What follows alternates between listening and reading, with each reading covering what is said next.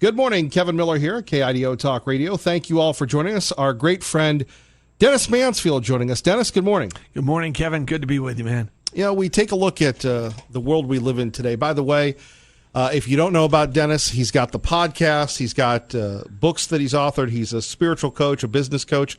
What else are you doing? Well, I've been working on my guitar lately. Right. I've got a 1938 Martin guitar, and I had it rehabbed not too long ago, probably 10, 12 years ago. But I've always been sort of a half-baked guitarist. Dude, these 3 chords are awesome. That kind of a guy. But I've been playing, I'd like to say 45 years, but I think I've been playing 1 year 45 times. Right. Indeed.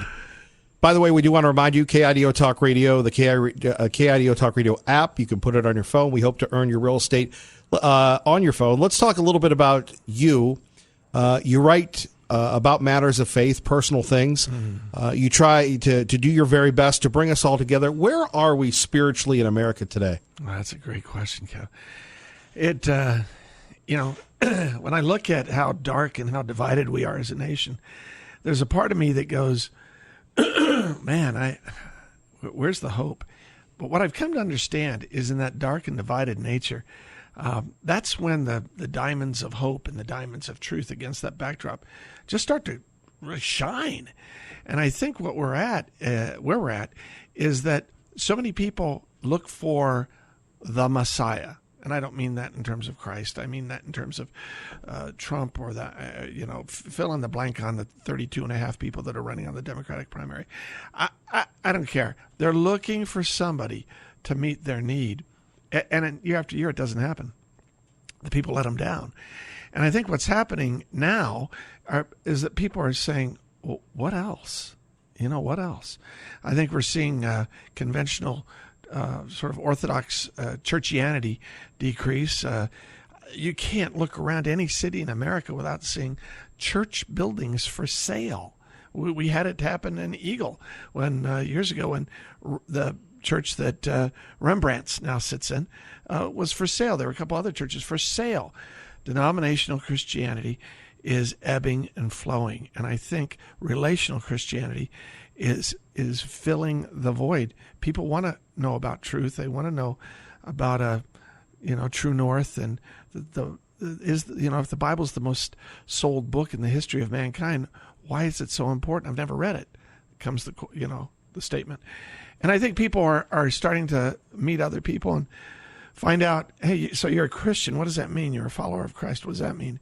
And I think in the long run, the joy of our lives, those of us who follow Christ, no matter what, and I've had some very non-joyful things happen in my life, end up being, again, the black backdrop on which the diamonds of our faith are exhibited. And people say, how did you get through that? The death of your son, the loss of this or the loss of that. And I get to say, I've got this compass, and it always goes true north. And that compass is faith in God. Dennis Mansfield joining us. By the way, Dennis, if people want to get a hold of you, how can they do that? Best way is DennisMansfield.com. DennisMansfield.com. And, of course, there's the proverbial, contact me sort of thing. And I get a lot of traffic on that. It's a lot of fun. It really, as the years have gone on, I've loved the new friends I've made via the people that love reading the books that I have the honor of writing, or now following my podcast. And Kevin, I have to stop right now and acknowledge you. Thank you for, golly, I think it was 6 months ago, you encouraging me off air. Oh, you're a natural. Well, you encouraged me to move into the podcast arena. And now my podcast is called Just Around the Corner with Dennis Mansfield. And it is just taken off. And so I acknowledge you publicly, and I acknowledge you at the end of every one of the podcasts, because you've been a great example to me, an encourager. You really breathed courage into me, which is, of course, the root word of encourage, to go do it. And I went, yeah, I guess I can. So I'm recording podcasts, and people are listening to it all over the world. Now, where can you get your podcast? You can get it on any platform that's normal. That's the great thing. When I decided to go big. Right. And it has been a blast. Really, it's cultural events, travel, and entertainment. Right. And those are the three component parts of it. And I get into really oddball history things sometimes, you know. I mean, you're like, where did that come from? And it springs really from, I think, the way my folks always encouraged me, and my bride Susan does as well, to use the creative juices of humor and life and love, and tackle things that most people just sort of find or don't even think about. But if they were to think about it, they go, "Oh my gosh, yeah, how did that happen?" And that's what I do. Now, what's the name of it again? It's called Just Around the Corner. Just Around the Corner. Just Around the Corner with Dennis Mansfield. All right. And takes its title from, believe it or not, one of the private secretaries of Abraham Lincoln. His name was John Hay. And I've been doing a lot of research because my next book will have Abraham Lincoln in it, in historical science fiction, which is kind of an odd mix of genres. But it's book 2 of a trilogy. And John Hay wrote that no matter what happened in his life, I mean, he lived at the White House with Lincoln. He and John J. Nicolay were the 2 private secretaries. He said that no matter what would happen in his life, he knew that the world was just around the corner and he could keep going and keep being encouraged with his life. And, you know, to suffer the death of Abraham Lincoln, literally be at the bedside when Lincoln died, and then later go on to become Secretary of State under Teddy Roosevelt and serve 3 presidents. The man was a major, remarkable historical figure.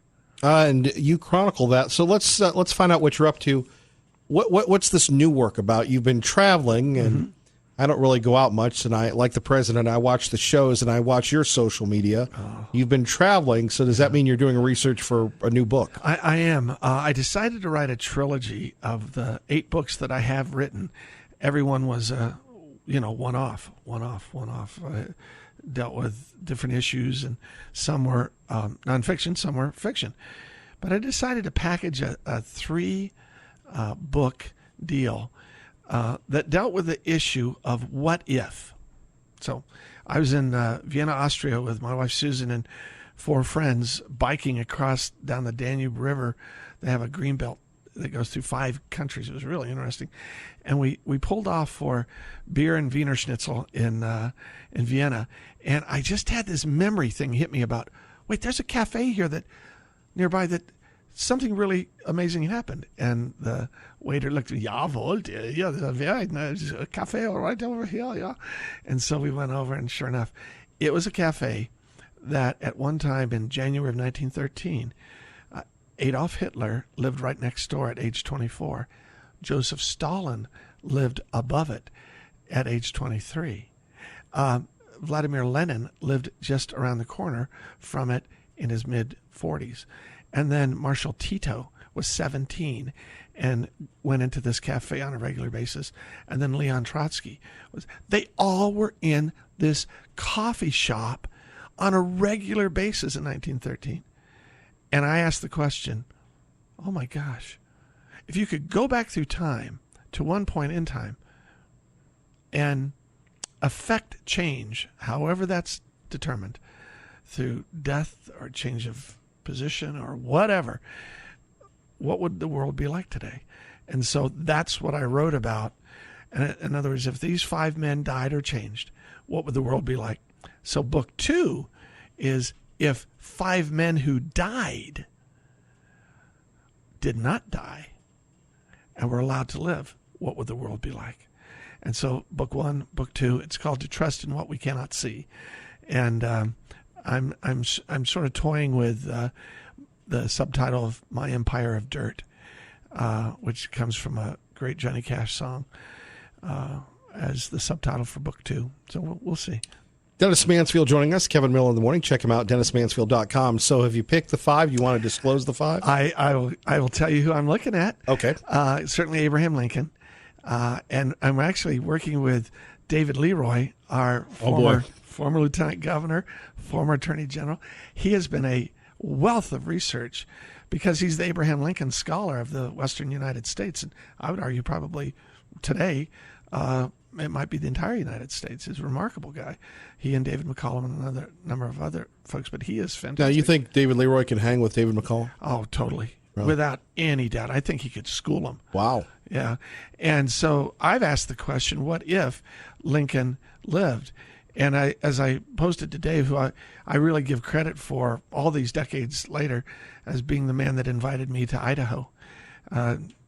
Dave Leroy, way back when my kids were babies. And here you are. Here I am. Still here? And here I was. I think I was the very first person to support his candidacy for Congress, even though I had yet to know that the current incumbent, Russ Fulcher, was going to run. Right. I made the decision to support Dave because I believed in him, and he believed in me.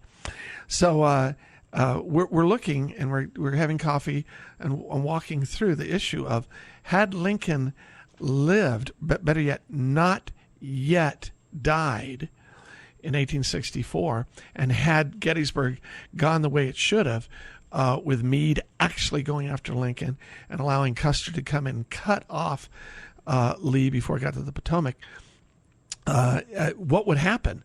And I think the Civil War would have ended. Well, what would have happened had the Civil War ended?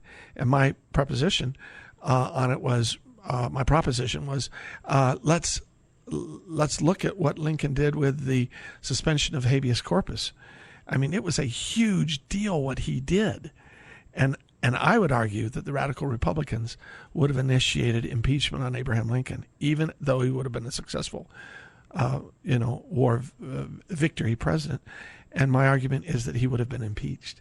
And had he been impeached, who would have been president? What does history tell us? Right. Johnson, right? No. That's the fascinating thing. That's what most of us think. It would have been a guy named Hannibal Hamlin. Nobody ever knows this. Hannibal Hamlin was with Lincoln all 4 years of the Civil War as his vice president. And then Lincoln, in one of the weakest moments of his presidency, did not bring him into the second administration when they moved from being Republicans to Unionists. And he brought in a Democrat Right. In Johnston. And within 30 days, Lincoln was dead and Johnston was a pain in the butt to everybody. So Well, they got him. they did. And Yeah. so that's why my argument is they would have gotten Lincoln. And so anyway, Lincoln's won. Well, hold on. Yeah. We're going to move on from that in a minute. We're going to go over these. Dennis Mansfield is with us, one of the most fascinating people here in the country, certainly in the state of Idaho. We're going to talk politics and culture and life and, of course, faith. You're listening to Kevin Miller, KIDO Talk Radio. KIDO Talk Radio, 107.5 FM, 580 AM. Dennis Mansfield joining us, Kevin Miller with you. And this is just one of those days where we can sit back and give some perspective. You're researching a new book. We were talking about five great Americans or five leaders in world history. Right now, it looks like they're mostly Americans. Okay, five Americans. So we went over Lincoln. What if Lincoln had lived? Let's go over number 2.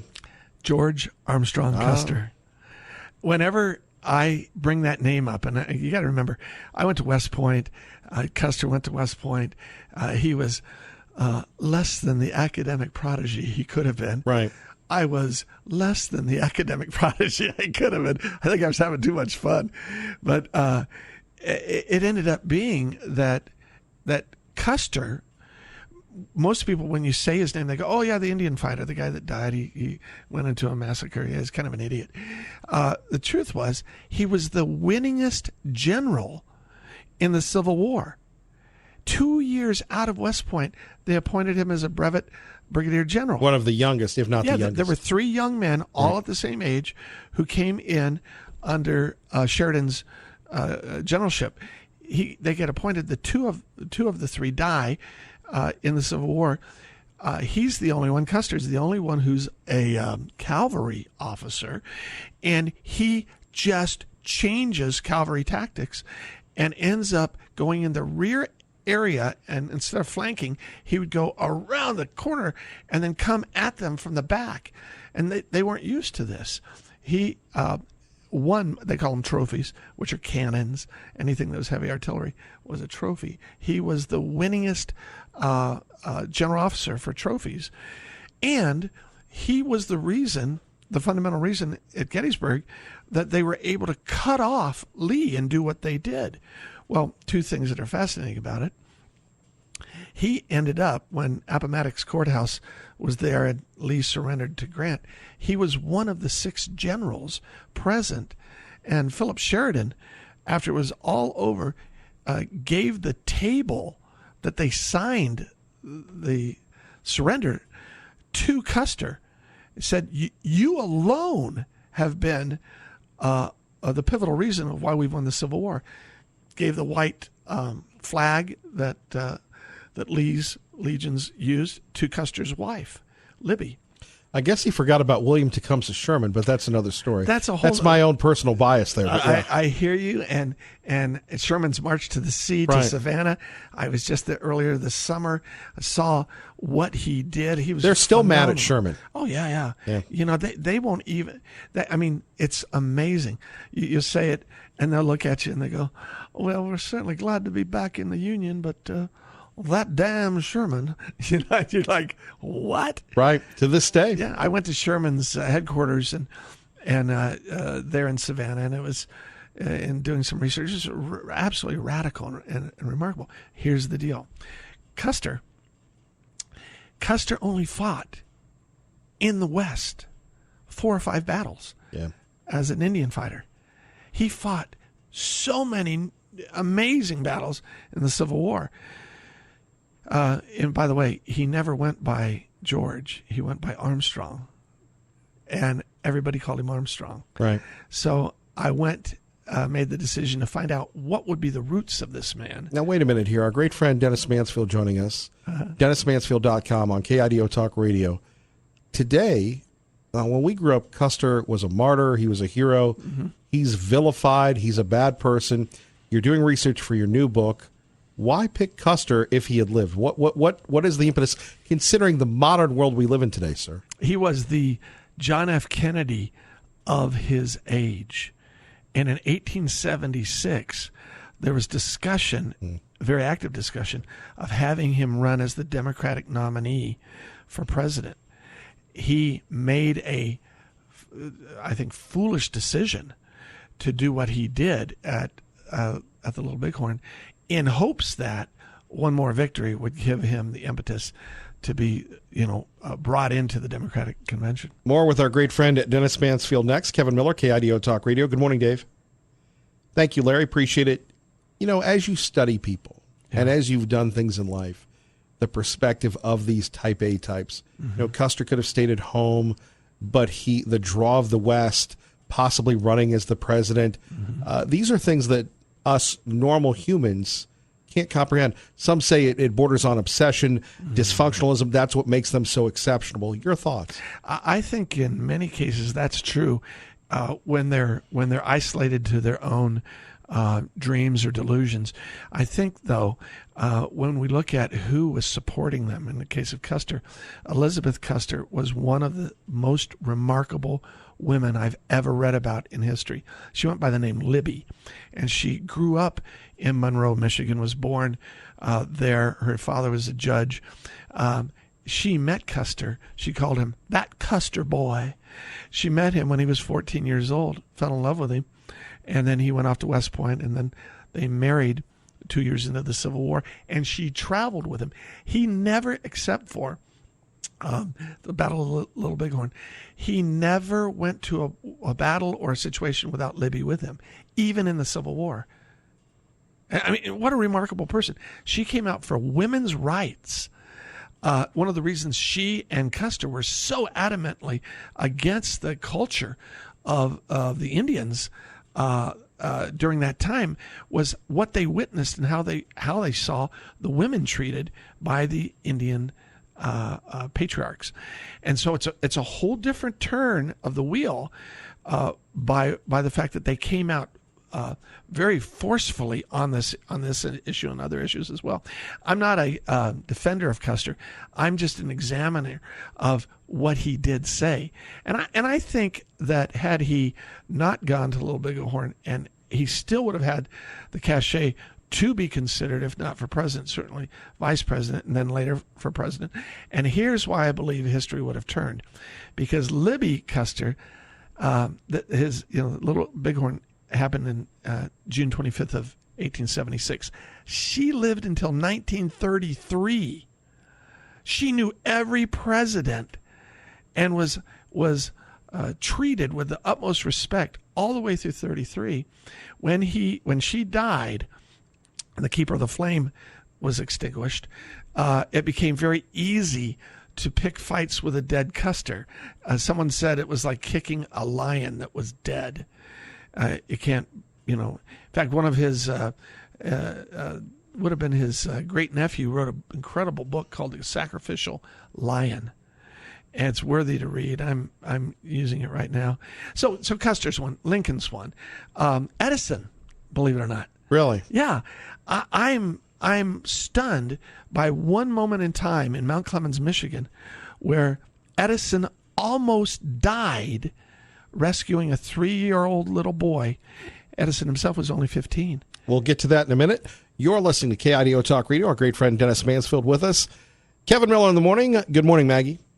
Again, this is why he's going to be rocking up the podcasting charts. You can just listen to Dennis Mansfield again and again and again. He joins us right now on KIDO Talk Radio. So we're talking about Edison. Mm-hmm. Thomas Alva Edison, right? Everybody would call him Tom. He wasn't called Tom.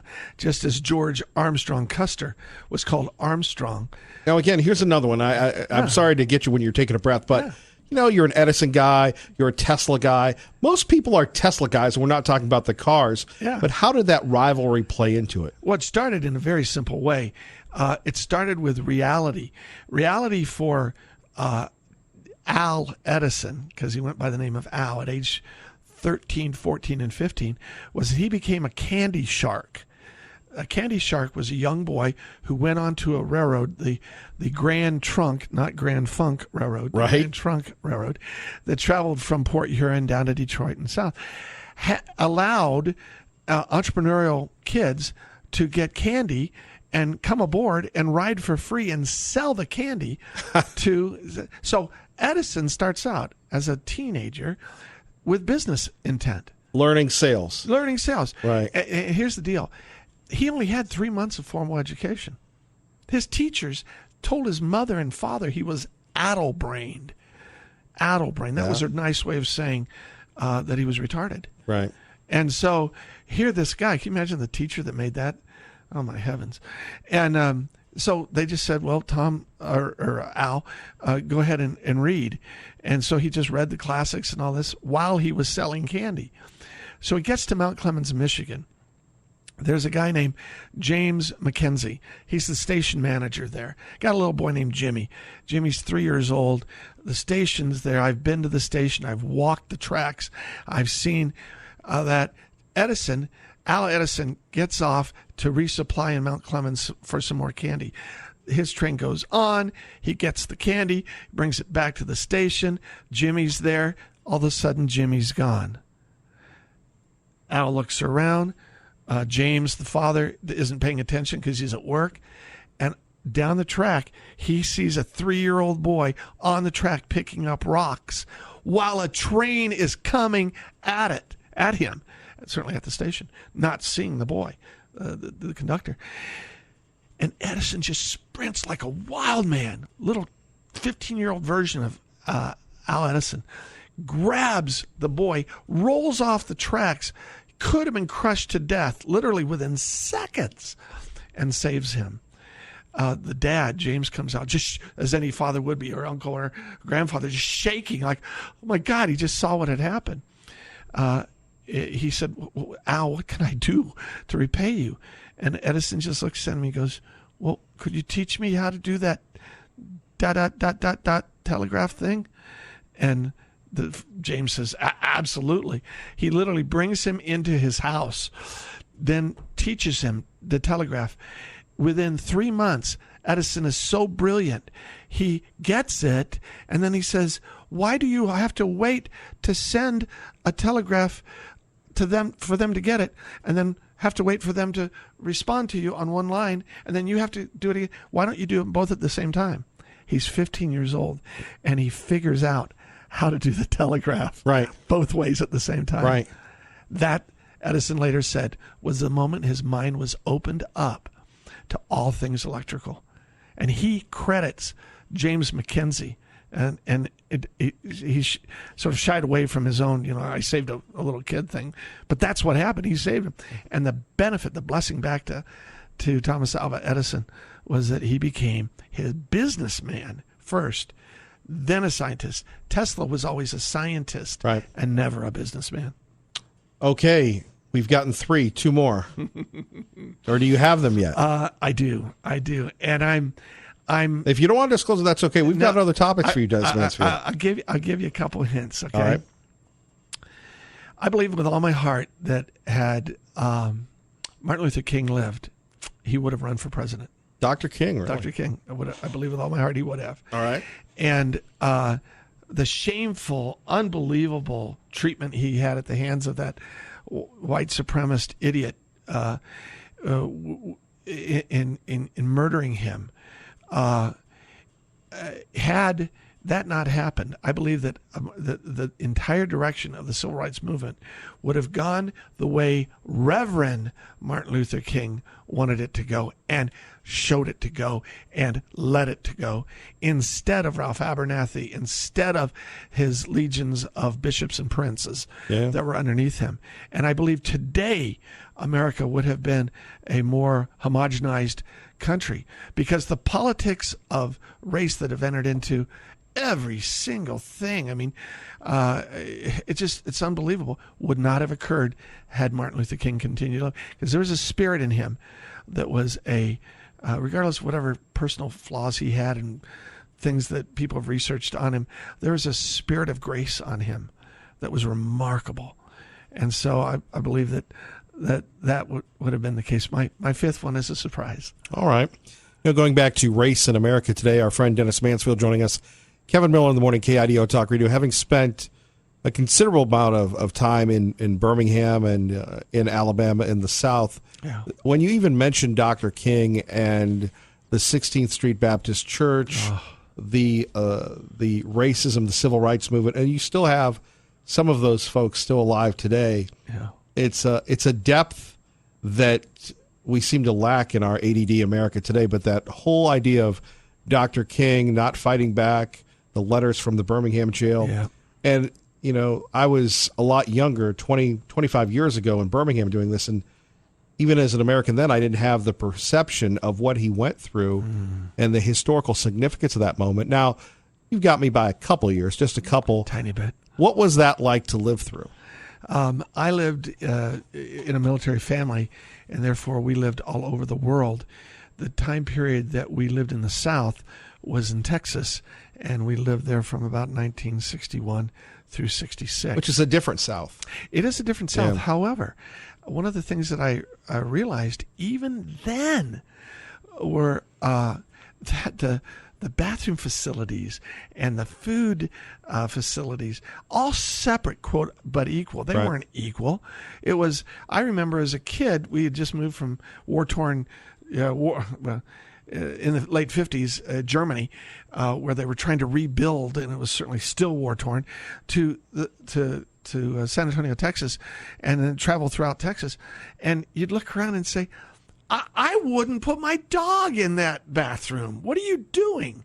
And my father would purposely go into black bathrooms and say, "What are you going to do to me?" He'd fought in World War II and he'd fought in Korea, and we were in the middle of Vietnam, and his best friends were black. They were all servicemen with him, and he would just make a stand. I mean, he wasn't because of his military.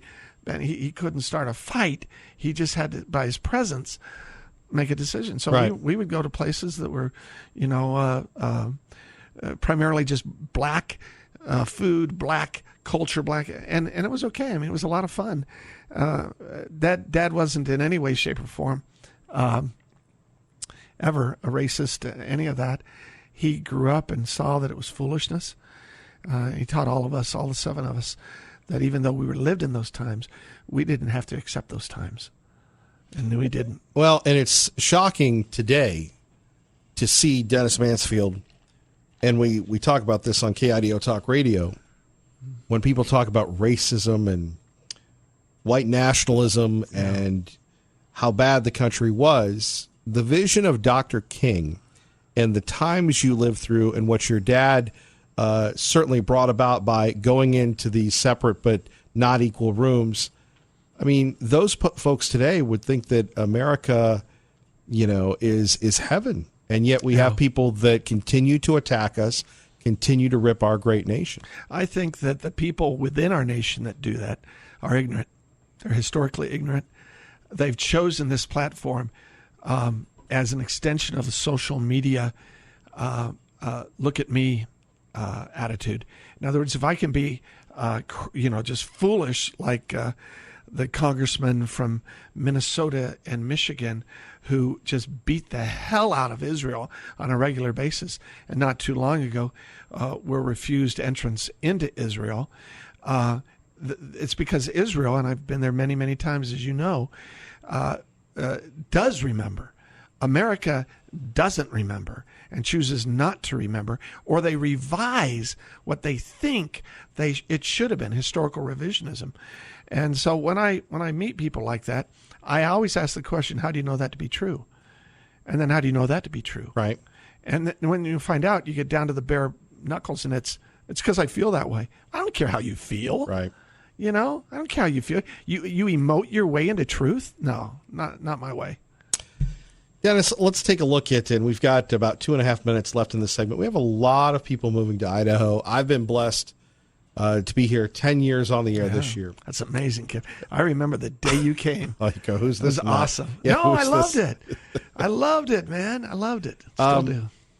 We've got, when I was traveling, I always covered politics, so I knew who Congresswoman Chenoweth was. Yes. I knew of her conservatism, may not have known where Idaho was. For people that have just moved here, her legacy and how it impacts people today. Well, Helen and I and Susan were dear friends from the moment we moved here, almost 30 years ago. And Helen was on our board of directors with the Idaho Family Forum, and I had the honor of being the kitchen cabinet chairman for Helen's race for Congress against Dave Leroy, believe it or not, because Dave announced late. And I said, Dave, what are you doing? I'm sorry, man, but I got to run. You're going to lose now. And he did lose, and she did win. And she agreed for 3 terms, 6 years, with a contract with America to serve and get out. Her legacy was that she was a citizen soldier in the truest sense. She stood up for very, very distinct ideas about patriotism, about our commitment, about taxes, about education. She was very pro-life. Helen Chenoweth, I believe, if the history of Idaho is written, in a fair way, will end up having proved herself to be singularly the best United States congressman in the history of our state, who only served 3 terms. And I think for people who are just moving into Idaho, it's worthy to Google her. Tremendous human being. And then even to the last breath of her life, when she was involved in an auto accident in a Jeep out in the desert, after she had retired, married, she had a grandbaby in the car. And as the car was flipping, she purposely saved the baby's life. And it's an amazing, I just think about it and just go, wow. And she died in doing that. The baby lived. And so, how do you describe someone that literally lived and died her worldview, knowing that there was a greater good in eternity through Jesus Christ that she would go on to? And that was, well done, faithful servant, be thou at rest. More with Dennis Mansfield next. Kevin Miller, KIDO Talk Radio. Kevin Miller in the morning. Time is rolling as we get ready for Fox News at the top of the hour. Don't forget the Spirit of Boise Balloon Classic coming up, brought to our friends at CapEd Credit Union. Dennis Mansfield joining us. Check him out, DennisMansfield.com. Great books, wonderful podcast. Earlier we were talking about Helen Chenoweth, Congresswoman Chenoweth, and that I'm intrigued by the 1st Congressional District. 2nd CD, Mike Simpson, been there for years, running again. people like him, people don't like him, but he's been there. He's been faithful. Yes. Why do you think there's a turnover in one of the most conservative congressional districts in the country? What do you make of that? Yeah, I think District 1, having actually run for Congress 20 years ago in District 1, I think District 1 is it's a unique demographic in that it has an LDS base to it in certain parts, then a very strong Catholic, then a very strong independent. And by the time you get up to Coeur d'Alene and up to Boundary County, you've got almost a purely libertarian perspective on life. So those factors, and I'm not saying they're factions, but those factors all create a dynamic nature that causes different personalities to grow up in the local city, the local county, and then the state, and then they're suddenly a candidate. It is a great catapult seat from which people who have hopes to become U.S. senators or governors from Idaho have obviously proven that they can do it. I think there's a general trend, too, in terms of the last several years of people moving from out of state, and they move to Boise, Eagle. They move up into the Snake River area. They don't necessarily move at the same rates to Twin Falls or Idaho Falls. And so the sedimentary nature of the eastern part of our state versus the incredibly active nature of the western part, I think also form a dynamic to it. Sure. And again, that's why we have you on. You're going deep. I'm more of a number 5 guy where you're giving me the 5-course meal. But what does that say about how does the district reflect the people that have held that office? From a Russ Fulcher to a Walt Minnick, obviously Congressman Labrador, Bill Sally. It's funny. I was figuring out how far back I could go. But, I mean, all very different personalities. Yeah.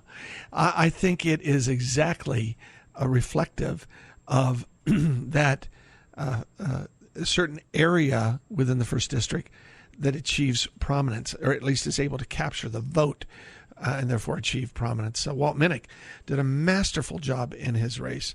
Bill Sally, it was his to By the way, Walt Minnick, a Democrat, for people that don't remember Walt that, yes. Minnick, a tremendous man. Bill Sally, a tremendous man. But Walt Minnick was a corporate iconic image who knew how to organize. Bill Sally was a man who won the primary with less than 21%, was swept into office, and then never never danced with the people that took him to the dance. And he did it all on his own. He did a Frank Sinatra thing, my way, into civilian world. Sure. And Minnick didn't do that. He organized. I had the honor of working with Walt at during his legislative 2 years, and I just suggested, we were in Washington D.C. having lunch together, and I said, "Look, dude, re-register as a Republican." You're trying to bring him over. Oh man, I was bringing him to Walt Minnick would still be a congressman. He would today. Were a Republican, yeah. And he looked at me and he said, "I'm married to a wonderful woman who is dyed-in-the-wool Democrat, and it would be very difficult." And she is a wonderful woman. Well, and look, I believe Walt Minnick was there when Joe Biden was in the town a couple weeks ago. But you go back to the former congressman, I mean, made a couple, thought they were safe votes, and no one saw Congressman Labrador coming along with you, the wonderful Mr. Ripley, Mr. Esposito, engineering that win with the congressman. Yeah, I think that the real victory wasn't against Walt. It was against Raul's Republican opponent. Yeah, Mr. Ward, yes. Yeah, Von Ward, who had been supported by everybody and their brother. Right. And once that victory was attained, and we were very grateful for it, I think the natural flow of conservative Republican voters came out to vote. They had a reason to vote for someone rather than, I think, 2 years prior, voting against. More with Dennis Mansfield next. Kevin Miller in the morning, KIDO Talk Radio. Good morning, Dave. Thank you, Larry. We appreciate it. But, and again, for people that haven't been here, this is fascinating, going back to that Tea Party year of 2010. But, you would have to argue, based on what we've seen, and not talking about anybody recently, that was the last and maybe only grassroots candidate that has been elected in Idaho was Raul Labrador. You're absolutely accurate.